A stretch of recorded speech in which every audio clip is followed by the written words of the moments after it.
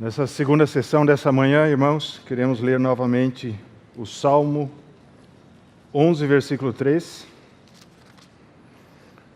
E lembrar ainda dos outros versículos que temos lidos nas outras sessões. Hebreus 2:10,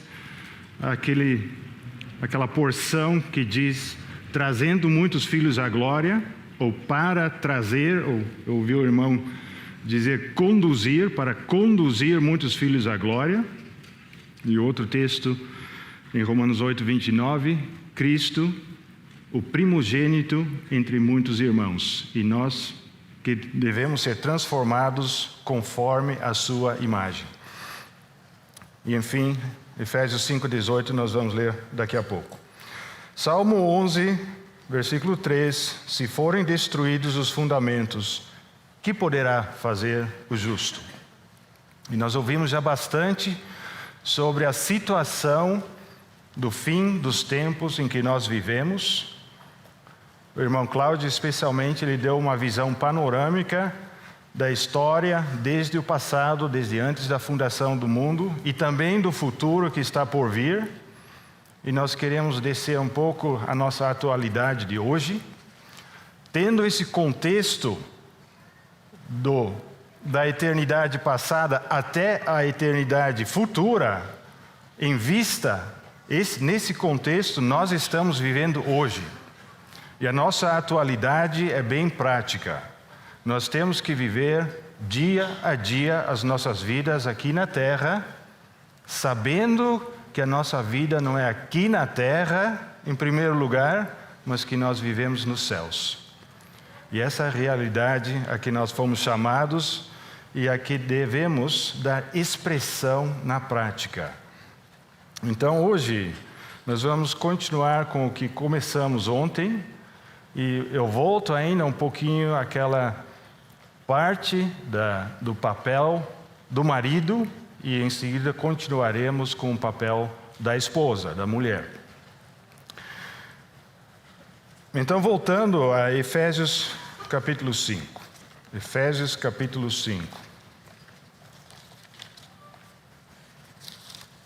Eu até fiquei um pouco admirado que os outros irmãos ainda não tocaram muito nessa porção da palavra de Deus, enquanto essa é a porção mais clara que nós temos sobre o casamento cristão. O casamento cristão normal em qualquer um dos tempos, também nos tempos do fim. Então leiamos mais uma vez aquela porção, e eu vou começar no versículo 18, Efésios 5, 18.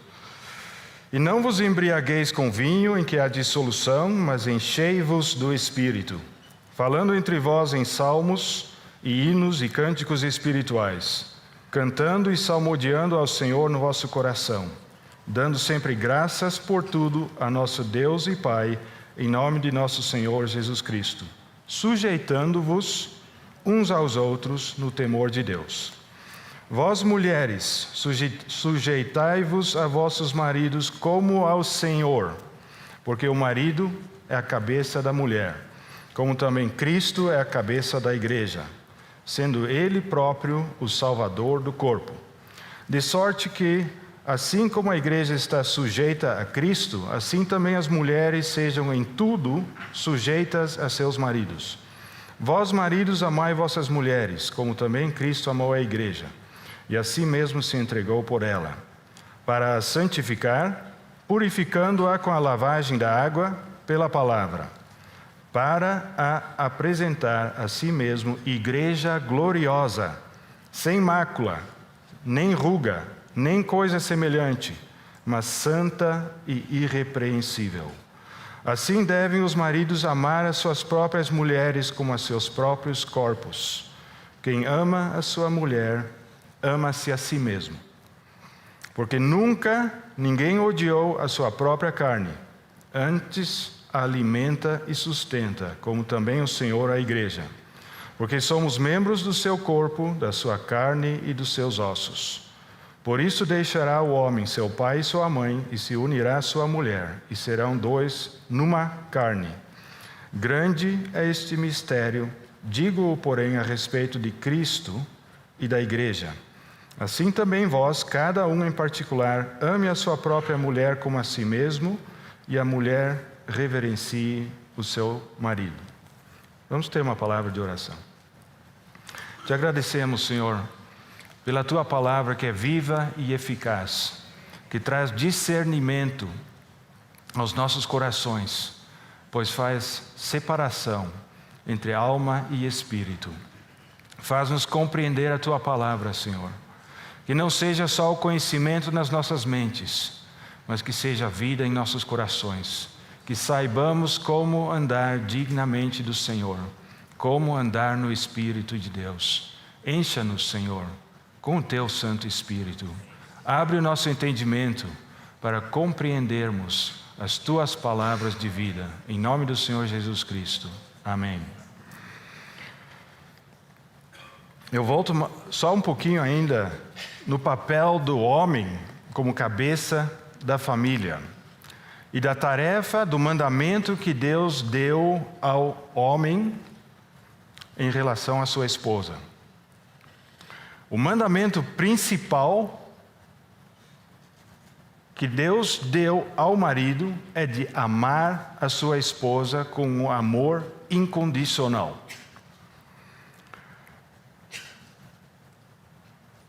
E muitas vezes nós vemos nessa porção aqui que parece que o papel da esposa é mais difícil e mais complicado do que o do marido.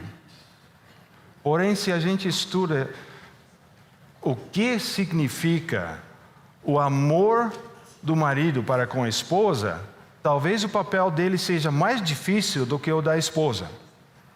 Porque veja bem, ele deve amar, versículo 25, os maridos devem amar suas mulheres como também Cristo amou a igreja.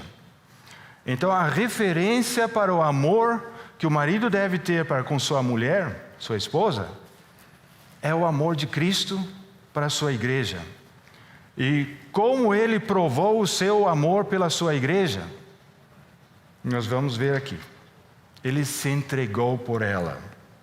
A si mesmo se entregou por ela. Essa é a primeira coisa que ele fez. Em primeiro lugar, Cristo se entregou pela sua igreja. Lembremos, irmãos, que esta parte que nós estamos lendo aqui, em Efésios 5, de 22 a 33, fala do casamento, do relacionamento entre marido e mulher, mas é uma expressão de uma realidade espiritual que é muito mais ampla do que o casamento simples entre um homem e uma mulher.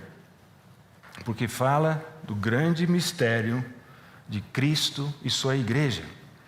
Então a tarefa que é dada ao homem, na posição que lhe foi indicada por Deus, e a tarefa que foi dada à mulher, na sua posição indicada por Deus, as duas posições e as duas funções dentro de um casamento físico aqui na terra, entre nós, é uma expressão, é para ser uma expressão de uma verdade divina, falando de Cristo e sua igreja. E nós devemos examinar nossas vidas, e aqueles que são casados, examinar nossos casamentos, se nós estamos de fato sendo uma testemunha daquela realidade espiritual de Cristo e sua igreja. É como se fosse um testemunho adiantado. Geralmente testemunho é aquilo, você sabe o que é uma testemunha, né? Ocorre um acidente, 2 carros se batem, e havia uns pedestres lá e viram o que aconteceu. Um deu preferência para o outro não passou no sinal vermelho, qualquer coisa desse tipo, os pedestres viram, as pessoas que estavam no carro, cada um tem sua história. Eu passei no sinal verde, eu tinha preferência. Mas então, o que faz a polícia? Vai investigar o caso, vamos ver o que aconteceu, vamos perguntar para as testemunhas. O que eles dizem? Eles têm de dizer aquilo que eles viram e ouviram. Aquilo que ocorreu, eles têm que relatar exatamente aquilo que eles ouviram e o que eles viram. Aqui no caso nós somos testemunhas, chamados para ser testemunhas de algo que ainda está para se desenvolver plenamente no mundo espiritual. Porque com olhos visíveis, os nossos olhos físicos, nós não podemos ver o matrimônio de Cristo e sua igreja ainda. Então é um testemunho adiantado. Nós testemunhamos, damos expressão a uma realidade espiritual que ainda não se tornou visível. E é através de nós que se tornará visível, como os irmãos já ressaltaram antes. Então, em primeiro lugar, o marido deve se entregar pela sua esposa. Na prática, isso significa ele deve renunciar a seus próprios direitos e buscar o bem dela. O amor de Cristo o levou a se entregar pela sua igreja e morrer na cruz do Calvário para salvar a sua igreja, para a salvação. Em segundo lugar, nós vemos, versículo 26, para a santificar, purificando-a com a lavagem da água pela palavra. A segunda coisa que mostra como o marido deve amar sua esposa é de ser um instrumento para a santificação dela, com a lavagem de água da palavra.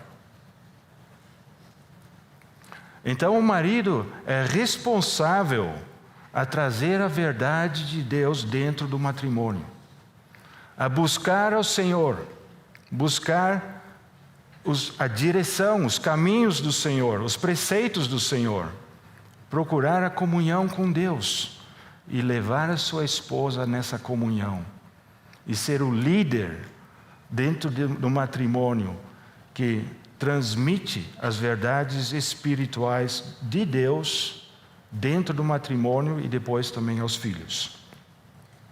Santificação. E o terceiro aspecto de como Cristo amou a igreja, versículo 27, para a apresentar a si mesmo igreja gloriosa, sem mácula, nem ruga, nem coisa semelhante, mas santa e irrepreensível. A terceira é a glorificação, a maneira como Cristo amou a sua igreja. Ele a salvou, ele a santificou e ele a glorificou. Glorificar, o que significa isso na prática? Alegrar-se nela e honrá-la. Será que nós estamos honrando as nossas esposas, maridos casados? Deixe-me só brevemente abrir em 1 Pedro 3, versículo 7. É um trecho que, se tivermos tempo, vamos voltar a esse trecho mais tarde, mas se não tiver tempo, não. Mas os primeiros 6 versículos são voltados a esposas. E somente o 7º fala dos maridos, aos maridos. 1 Pedro 3, 7.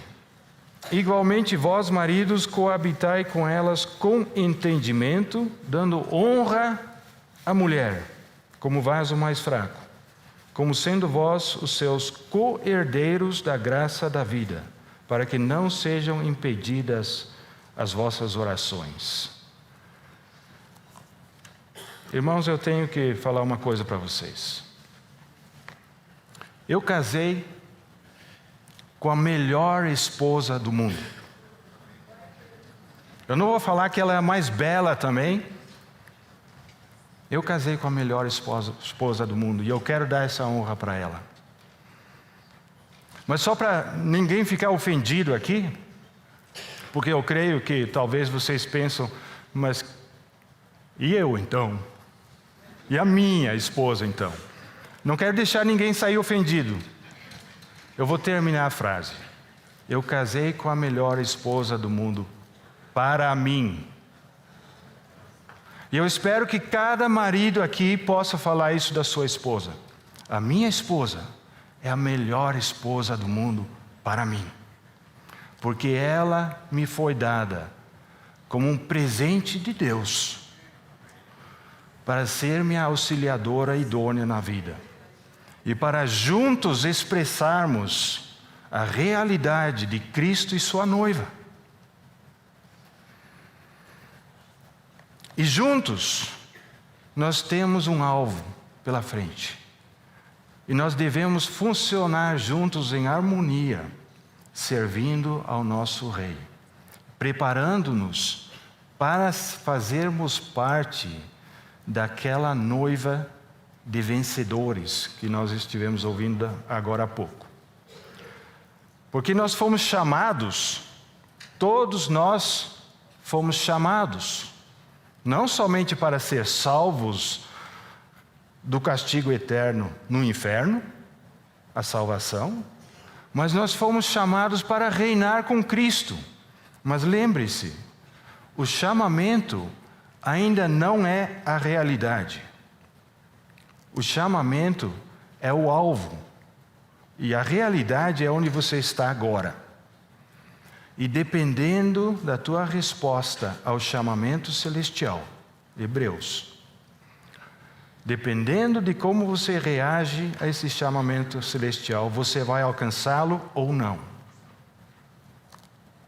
Isso depende de nós. Essa é a nossa escolha. A minha escolha como marido. Se eu vou dar expressão àquilo que Deus tem para mim no matrimônio, no casamento. Então, sabendo que o tempo não está geralmente em nosso favor, vamos passar agora para a parte das esposas, das mulheres. Então minha esposa falou para mim: você vai fazer... Você como homem vai falar para as mulheres como elas devem se comportar? Eu falei para ela: é isso mesmo que eu vou fazer. É isso mesmo que eu vou fazer. Eu vou falar da palavra de Deus, o que ela diz às mulheres. E como eu sou homem, eu vou ter que ser a pessoa que fala. Mas não vai embora ainda não. Porque daqui a pouco eu gostaria de ler alguma coisa falada por uma mulher. E que realmente eu acho que vale a pena ouvir. Então vamos primeiro para a parte que fala da palavra de Deus como homem, Paulo, que era homem, falando sobre o papel das mulheres. Lembra-se de que a bênção do Senhor desce sobre aquela casa, sobre aquela família, sobre aquele homem, aquela mulher, aqueles filhos que ocupam o lugar que Deus indicou para elas. Se nós estamos no lugar que Deus tem para nós, nós podemos ter certeza que Ele vai nos dar a sua bênção. Se nós nos desviarmos daquilo que Ele tem para nós e aquilo que Ele indicou para nós como a sua vontade, nós vamos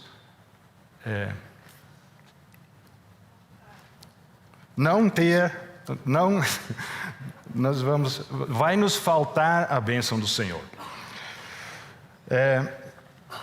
Então o homem tem um papel de cabeça para governar e a mulher tem um papel de corpo de ser submissa. Lembra-se que são dois aspectos do caráter do Senhor Jesus Cristo.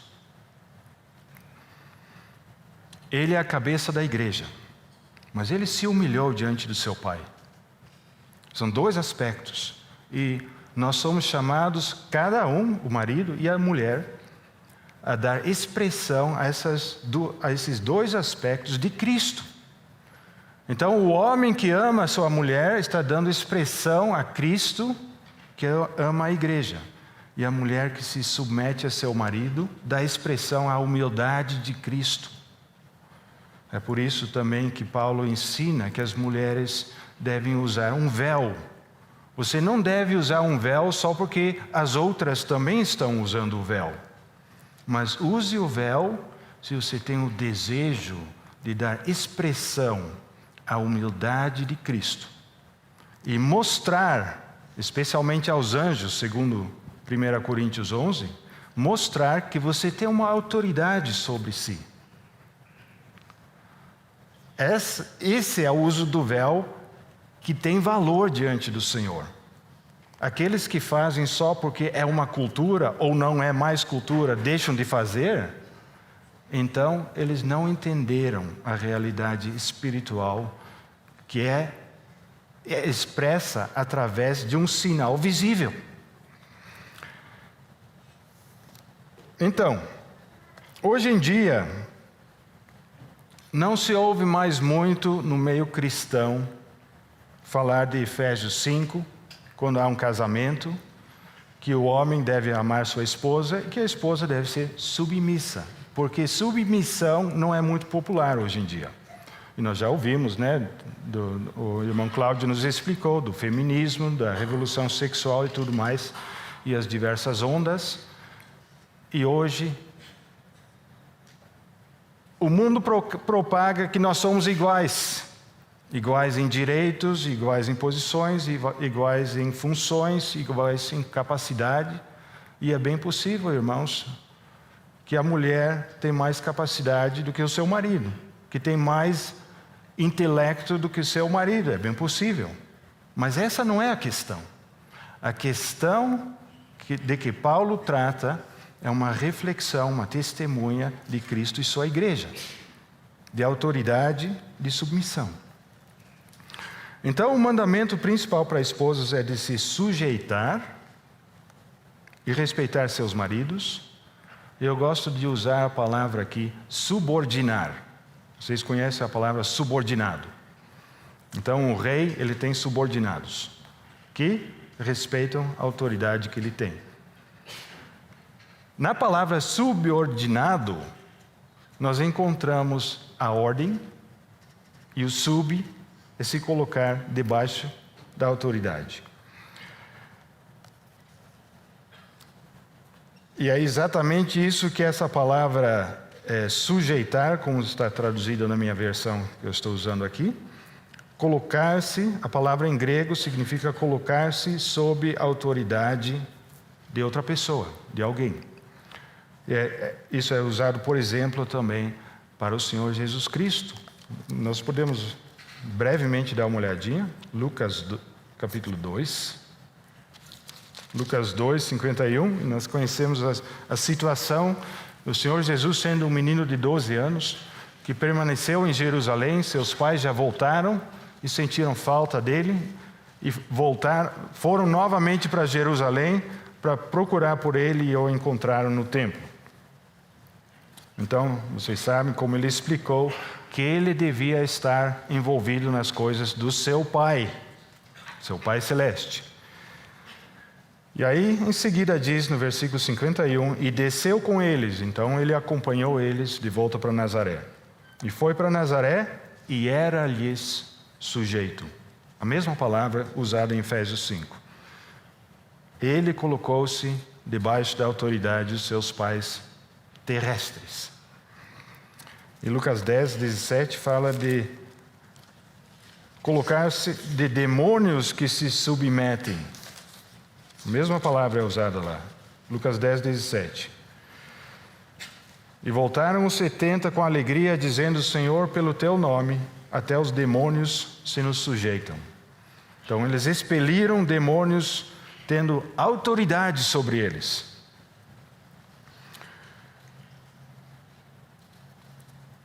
Bom, vamos deixar os outros versículos onde esse verbo é mencionado.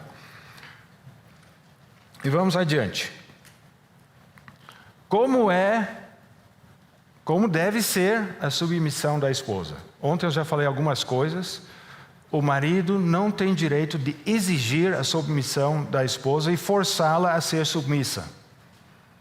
Infelizmente, tem maridos que até com violência desejam submeter as suas esposas, ou às vezes com palavras.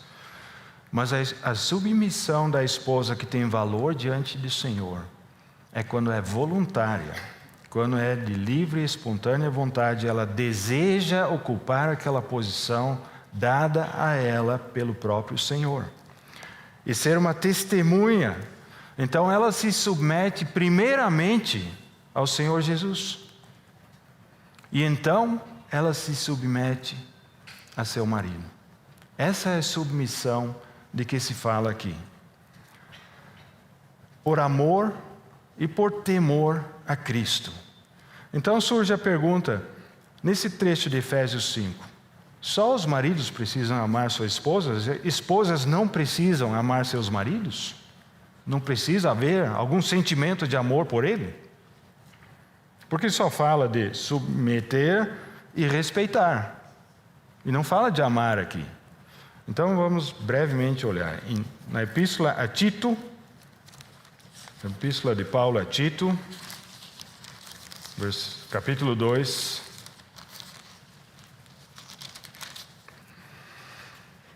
Os versículos 3 e 4. As mulheres idosas, semelhantemente, que sejam sérias no seu viver, como convém a santas, não caluniadoras, não dadas a muito vinho, mestras do bem. Mulheres idosas. Para que ensinem as mulheres novas a serem prudentes, a amarem seus maridos e amarem seus filhos. Então aqui, Paulo diz a Tito que as mulheres idosas com experiência na vida com Cristo, elas devem ensinar as mais novas, entre outras coisas, a amarem seus maridos. Então, o amor pode se aprender. O amor deve crescer.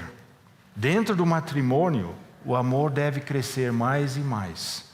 Talvez inicialmente há aquele amor que nós chamamos de ser apaixonado, sentimentos fortes que nós temos para com a nossa esposa, com ou noiva ou namorada e vice-versa, ela para com ele. Aquilo geralmente dura por um tempo e tende a diminuir com os anos. Aquele sentimento de estar apaixonado. Mas o verdadeiro amor de que Paulo fala, do marido para com a mulher, mas também da mulher para com o marido, é um amor que aumenta, um amor que fica. Não importa o que acontece, o amor que permanece, porque aquele amor não depende de como ela se comporta, de como ele se comporta. É um amor de Deus, colocado nos nossos corações, para com nossa esposa, com o nosso marido. Então, digamos que o amor da esposa para com seu marido é implícito no mandamento de ser submissa. Agora eu quero dar uma olhada nas razões que Paulo dá para a submissão da esposa. Por que a esposa deve ser submissa e não o marido? Como hoje em dia nós vemos diante do feminismo, agora está na vez dos homens ocuparem a posição mais baixa e as mulheres subirem para cima. A primeira razão é Gênesis 2, versículo 18, da própria criação.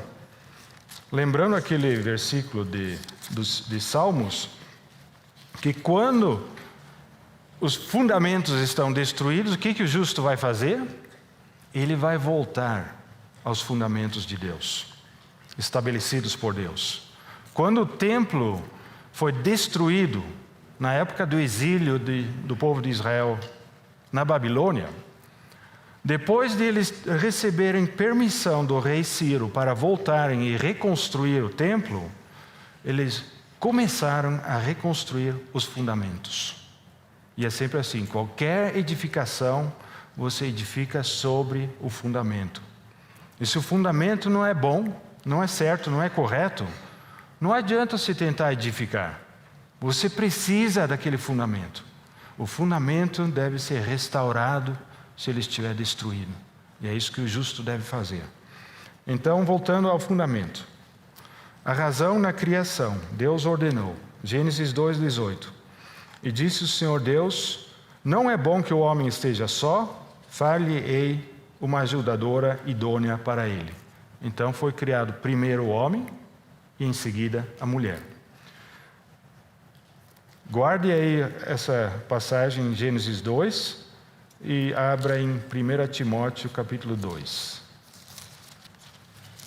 1 Timóteo capítulo 2, os versículos 12 e 13. Não permito, porém, que a mulher ensine, nem use de autoridade sobre o marido, mas que esteja em silêncio. Porque primeiro foi formado Adão, depois Eva. Então nós vemos, em primeiro lugar, na criação, a razão da submissão da esposa, da autoridade do marido, por causa da sequência em que foram criados. E em segundo lugar, o propósito com que ela foi criada. De volta em Gênesis 2, versículos 21 e 22, e já no versículo 18 nós já lemos: eu farei uma ajudadora idônea para ele. Então o propósito da criação da mulher era para o homem. Versículo 21, então o Senhor Deus fez cair um sono pesado sobre Adão e este adormeceu, e tomou uma das suas costelas e cerrou a carne em seu lugar. E da costela que o Senhor Deus tomou do homem, formou uma mulher e trouxe-a a Adão. Então, o propósito da criação de Eva foi para Adão, para ser-lhe uma auxiliadora idônea. E nós vemos o mesmo princípio em 1 Coríntios 11, os versículos 9 e 10. Porque também o homem não foi criado por causa da mulher, mas a mulher por causa do homem. Portanto, a mulher deve ter sobre a cabeça sinal de poderio ou de autoridade por causa dos anjos. Já falamos sobre isso.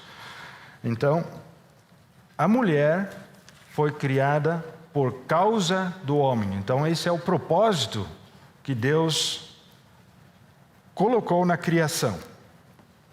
A segunda razão que a Bíblia diz é a razão da queda em pecado.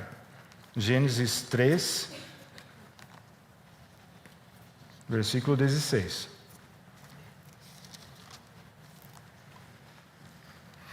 Gênesis 3,16. Depois de terem pecado, o Senhor pediu contas a Adão, depois a Eva, depois a serpente. Então diz como castigo que virá sobre a mulher. E a mulher disse: multiplicarei grandemente a tua dor e a tua conceição. Com dor darás à luz filhos, e o teu desejo será para o teu marido, e ele te dominará. Então já vimos que em primeiro lugar era por causa da criação, da sequência, do propósito na criação.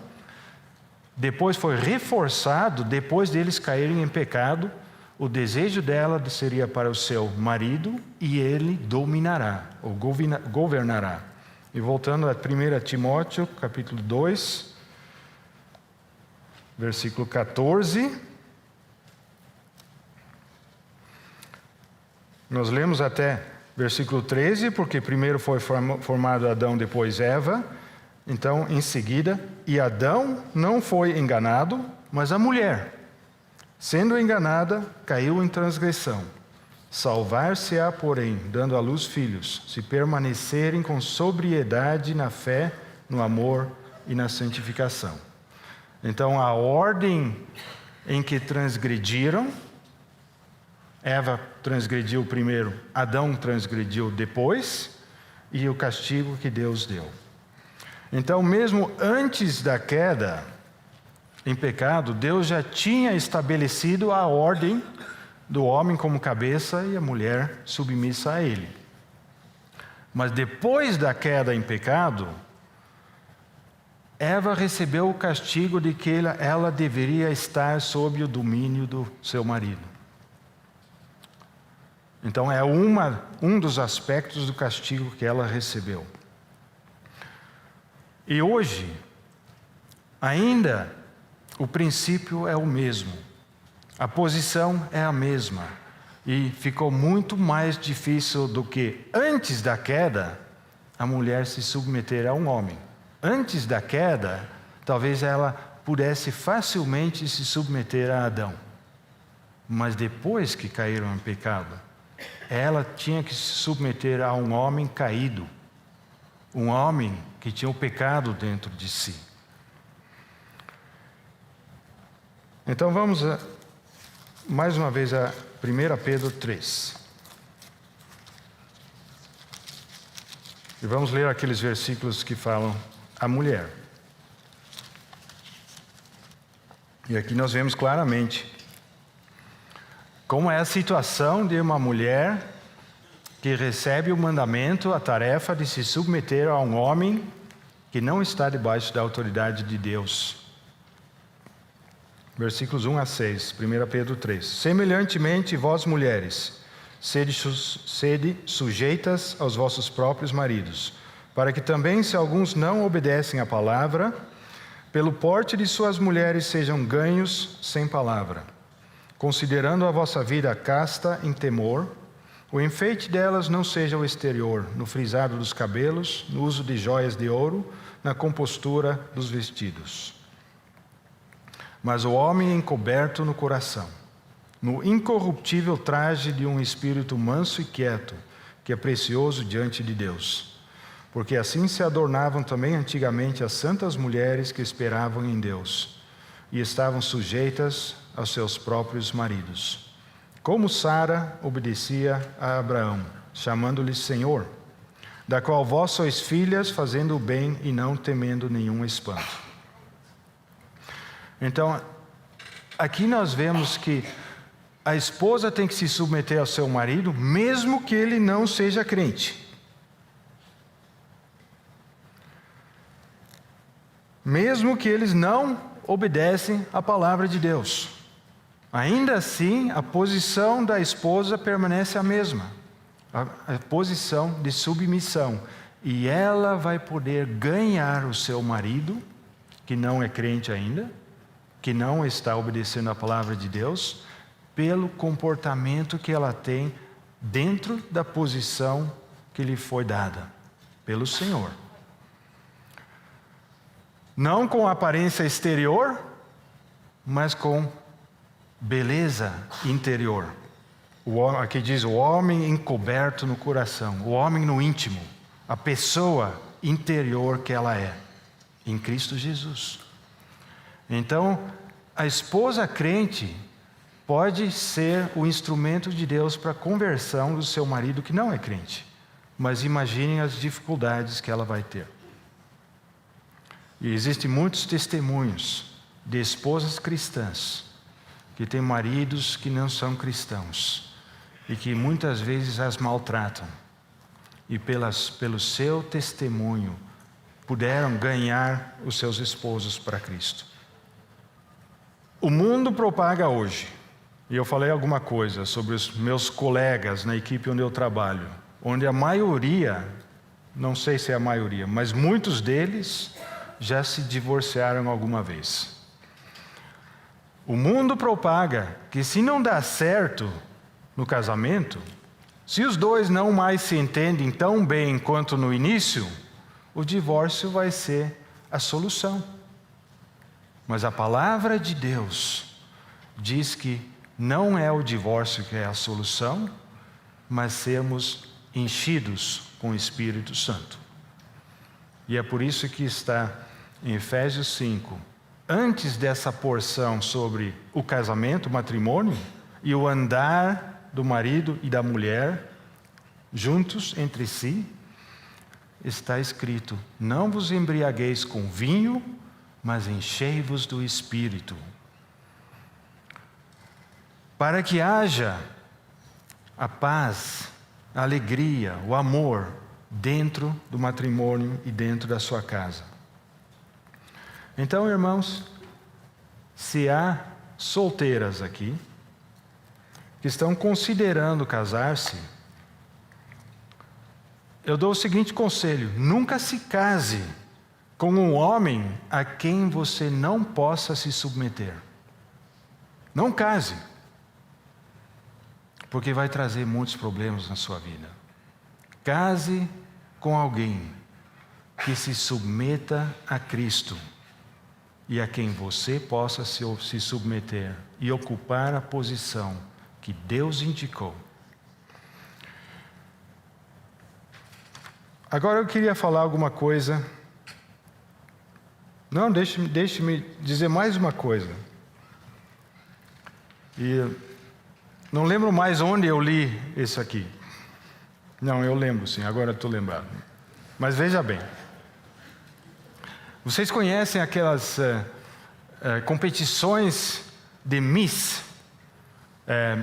Miss Brasil, Miss Europa, Miss França. A competição de quem é a moça mais bela do país, da cidade, da região, do mundo, do universo. Um irmão um dia, ele disse que, esses dias atrás, ele disse que ele tirou uma foto com a Miss World, a Miss do mundo, porque ele ia sair para fazer compras e pediu sua esposa para acompanhá-la, e ela não estava disposta e disse: vai você sozinho, eu fico em casa.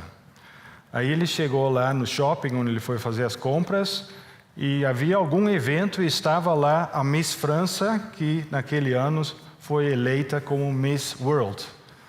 Então ele sentou na frente dela e pediu para alguém tirar um retrato dele com ela, para depois falar para a esposa: está vendo, você não quer me acompanhar a fazer as compras? Veja só o que acontece. Ele mostrou a foto para nós. Mas um dia, alguém pediu para uma irmã que tinha sido eleita Miss Estados Unidos. E pediram para ela: quem é o cabeça na sua casa? E ela respondeu: é meu marido.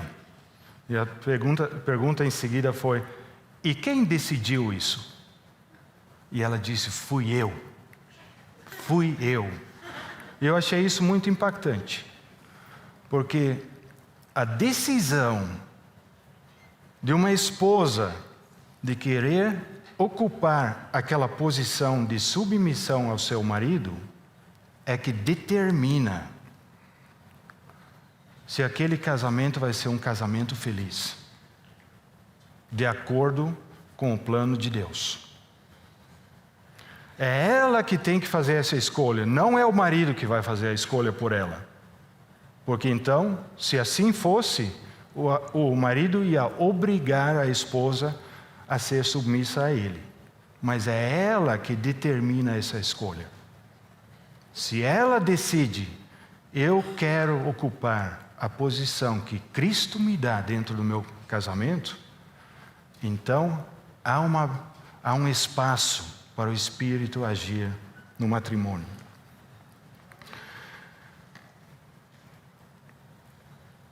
A minha esposa foi muito abençoada pelo ministério de uma irmã que escreveu esse livro. E esse está em português. Eu gostaria de mencionar para vocês.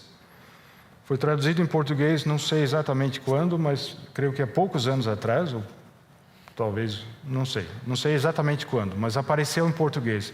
Mentiras em que as mulheres acreditam e a verdade que as libertará, que as liberta. E eu já falei alguma coisa sobre as mentiras que Satanás fala a nós. Minha esposa foi muito abençoada pelo ministério dessa escritora Nancy Lee DeMoss.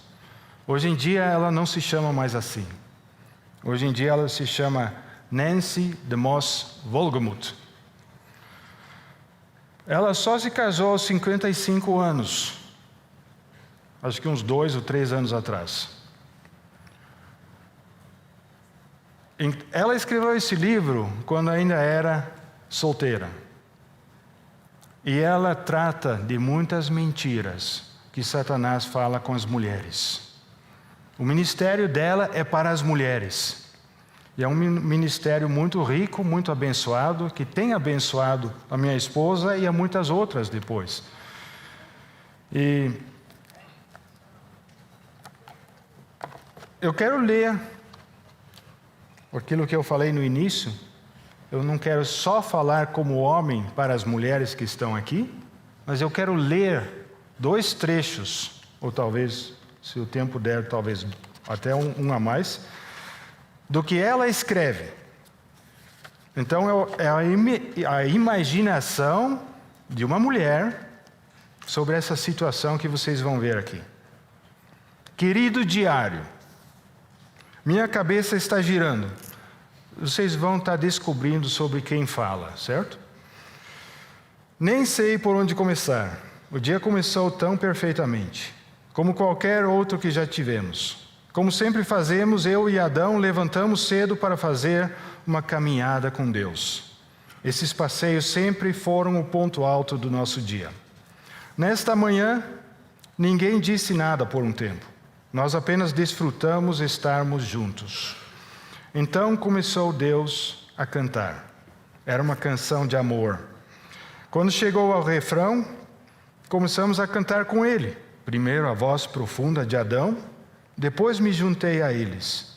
Cantamos, cantamos e cantamos. Canções sobre o amor, as estrelas, a alegria e sobre Deus. Por fim, todos sentamos à sombra de uma grande árvore, perto do meio do jardim.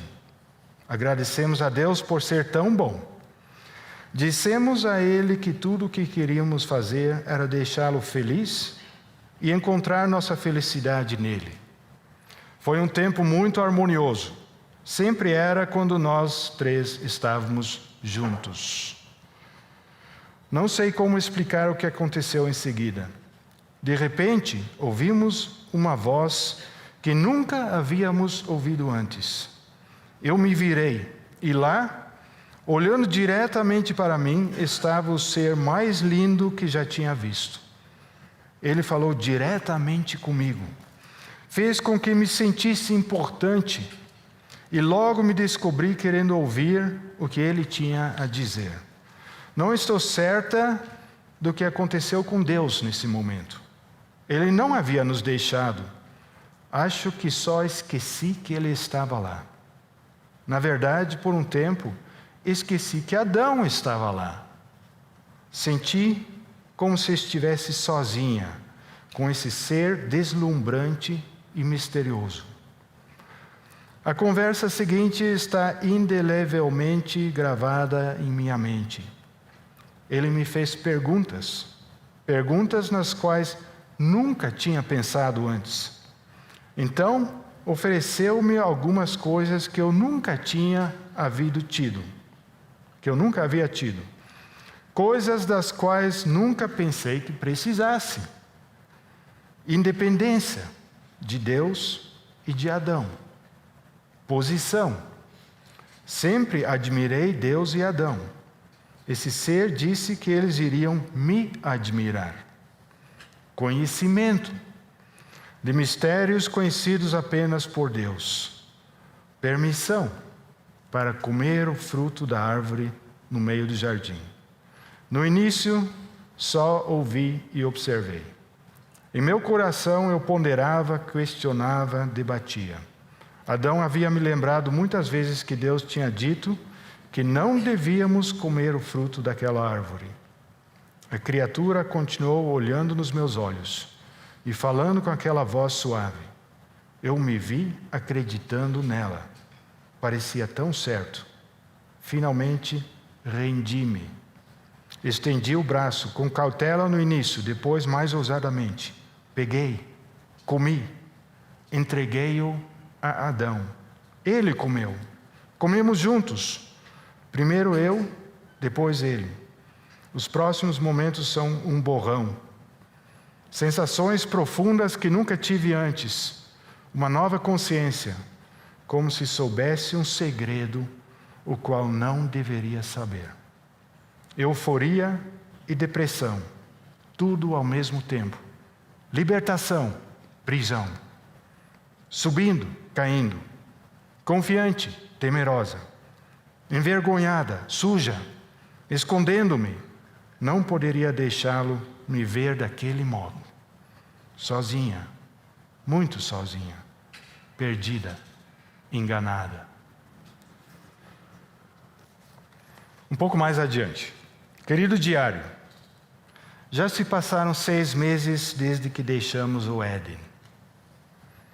Queria que pudéssemos esquecer tudo isso. Adão ainda me culpa por toda a confusão. Sei que não deveria ter escutado a serpente, mas Adão estava lá comigo. Por que ele não fez nada? E ele bem que também comeu o fruto. Na época, sinceramente não pensei que isso seria um problema tão grande. Agora sinto essa enorme sensação de culpa. Como posso ter feito isso com Deus depois de tudo que Ele fez por nós? Será que algum dia poderemos voltar a ter o mesmo tipo de relacionamento que tínhamos? Sempre que tento falar com Ele, sinto que há uma grande muralha entre nós. Uma coisa com a qual não contava era como obedecer a Deus se tornaria algo tão pouco natural depois que eu comesse o fruto. Por exemplo, até aquele dia, sempre que tinha fome eu comia, e quando estava satisfeita, parava. Agora tenho um desejo constante por comida.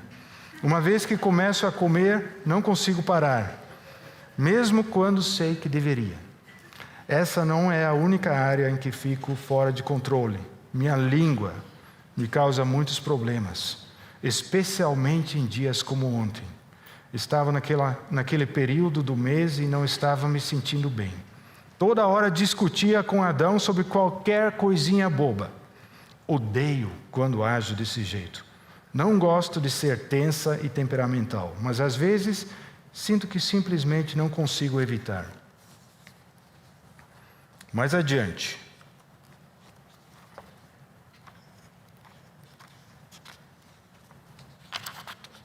Queridos diário, as coisas estão bastante tranquilas em casa no momento, principalmente porque Adão e eu não estamos nos falando.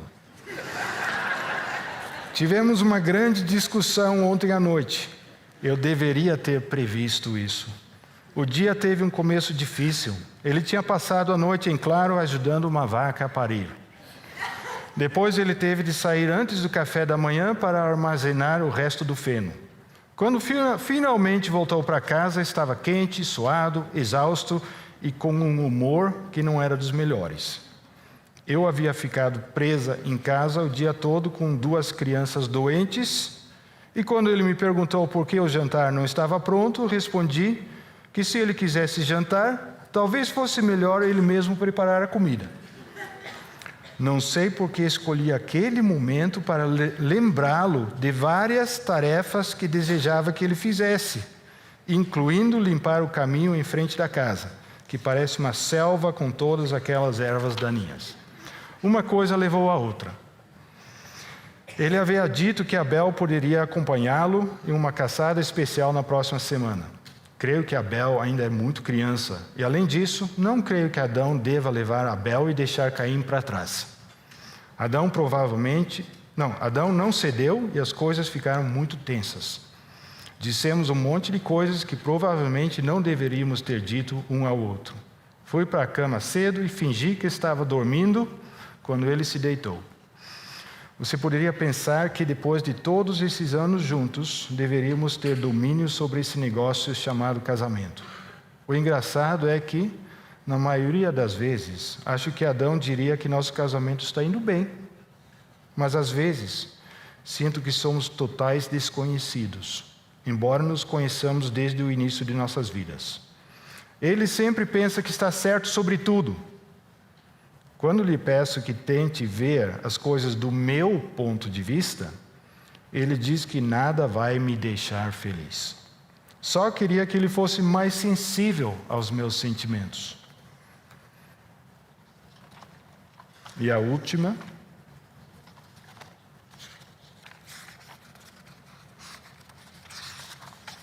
Querido diário, um de nossos bisnetos, Kenan, nos fez hoje uma visita. Ele passou por aqui com a mulher e 2 das filhas para nos trazer frutas e verduras frescas de sua horta. Nossa família tem sido tão boa para nós, especialmente agora que estamos mais velhos, com tantas limitações físicas. Minha visão continua a se deteriorar. No entanto, em muitos aspectos, acredito que só agora estou começando a enxergar as coisas direito. O fato é que, há alguns anos, apesar de meus olhos serem jovens e fortes, eu estava cega. Não enxerguei o quanto fui tola ao acreditar na serpente. Não enxerguei a mágoa que uma escolha errada traria para nossas vidas. Não enxerguei a dor que nossos filhos iriam colher mais tarde. Embora eu saiba que Deus considera Adão responsável por nosso primeiro pecado e sua consequente maldição, ainda sinto o peso de ter cedido às mentiras da serpente. Tudo o que pude enxergar na época era o que eu queria, o que pensei que precisava ter. Consegui o que queria, mas nunca poderia imaginar o que viria junto com a satisfação do meu desejo. Esse momento de indulgência nos trouxe imensa dor e pesar. Só agora, depois de anos correndo, nos escondendo e sofrendo, posso ver o quanto Deus nos ama e como Ele sempre teve em seu coração o que era melhor para nós. Vejo claramente agora como seus caminhos são retos e por que é tão importante ouvi-lo e fazer as coisas do jeito dele. Meu desejo era não ter perdido tanto tempo acreditando em coisas que não eram verdadeiras. Quando penso no passado, é incrível como Deus tem sido misericordioso conosco. Depois daquele dia terrível, Ele poderia ter nos mandado embora para sempre. Mas Ele nunca deixou de buscar um relacionamento conosco. Depois que perdemos nossos 2 filhos, Deus nos deu 7. E a seguir mais 4 filhos e filhas. 7 em especial representa a restauração e a alegria que Deus trouxe para a nossa vida. Deus também prometeu que um dia haverá outro filho. A serpente vai atacá-lo e feri-lo como fez conosco. Então esse filho há de revidar e desferir um golpe final e fatal na serpente. Fui eu, como mulher, juntamente com meu marido, que trouxe essa condição decaída a todos nós, há muitos anos. Nunca poderei desfazer o mal que causei. Mas que imensa graça! Deus disse que vai usar uma mulher para trazer esse filho ao mundo, favorecida. E por meio dele, todos os efeitos do meu pecado serão revertidos. Mesmo tendo resistido à vontade de Deus, Ele não me rejeitou. Ao contrário, fez provisão para que eu fosse perdoada. E Ele ainda tem um plano para usar minha vida, me fazer frutífera. Ele é realmente um Deus redentor. Não sei quando ou como todas as suas promessas se cumprirão, mas sei que acredito de verdade em sua palavra. Sejam quantos forem os dias que me restam nesta terra, quero vivê-los andando na verdade, obedecendo a Ele e influenciando aqueles que amo a fazer o mesmo. Ter um dia acreditado em uma mentira trouxe ruína para a minha vida e minha família, mas agora, pelo poder de sua verdade, fui liberta.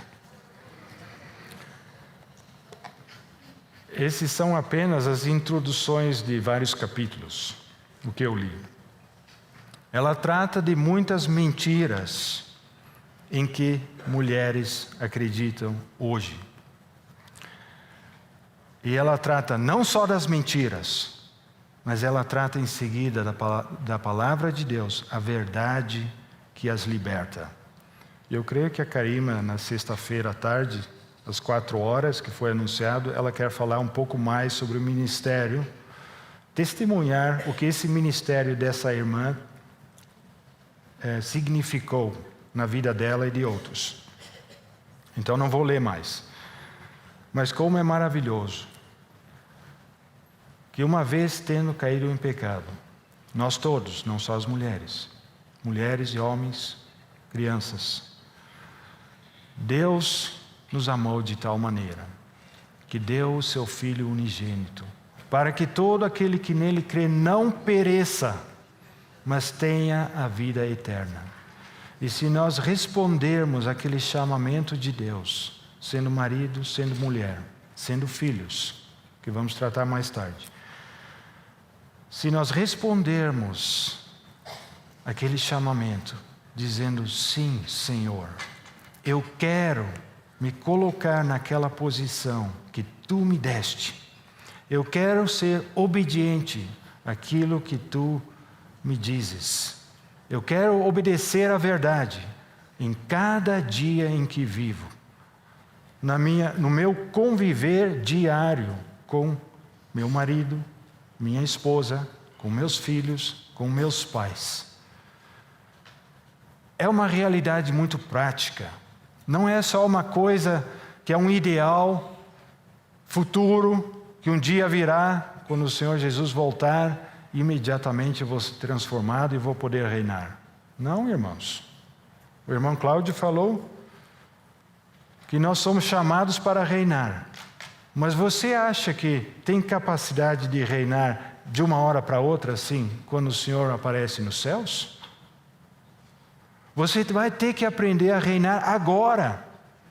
A escola para aprender para reinar é aqui e agora, lá onde você mora, na cidade onde você mora, na casa onde você mora, no trabalho que você faz, com os vizinhos que moram ao seu redor. Eles sabem que você segue a Cristo? Seus colegas sabem que você segue a Cristo? Quando eles te convidam a participar com eles, você diz para eles, não posso. Como o Watchman Nee fez. O Watchman Nee, quando era jovem, não sei se os irmãos sabem, mas os chineses parece que gostam de jogar baralho. E ele estava no trem viajando, e tinha um grupo de 3 meninos jovens, e estava faltando o quarto para fazer o jogo deles. Então o Watchman Nee, que estava sentado perto, foi convidado a participar com eles, jogar aquele baralho com uma 4ª pessoa. Aí ele falou, não, eu não posso. Eles perguntaram para ele, por que você não pode? Porque essas mãos não pertencem mais a mim mesmo. E ele mostrou assim, ele tinha um outro dono na sua vida. Ele tinha um outro que governava a sua vida, que dizia o que era certo e o que era errado, o que deveria participar, o que não deveria participar. E será que nós somos assim, irmãos? Somos obedientes à visão celestial que Deus nos deu? Que o Senhor possa ter misericórdia de nós. Senhor nosso Deus, nós te agradecemos pelo tempo que temos juntos aqui, aos pés do Senhor Jesus Cristo. Ouvindo a sua palavra, quando Ele fala conosco através da sua palavra. A sua palavra que é tão atual hoje como era nos dias de Pentecostes. Te agradecemos porque Cristo está preparando a sua noiva para ser perfeita, sem ruga, sem mácula, irrepreensível e ser apresentada a Ele. Te agradecemos pelo privilégio que temos aqui como homens e mulheres de sermos testemunhas daquela realidade espiritual que está por vir. Nós queremos ser aqueles que obedecem ao chamamento celestial e que podem testemunhar mesmo no fim das suas vidas. Eu nunca fui desobediente à visão celestial. Senhor, esse é o nosso alvo. Ajuda-nos a praticar a vida com Cristo a cada dia. Encha-nos com o Teu Santo Espírito. Em nome do Senhor Jesus Cristo, nosso Senhor amado. Amém.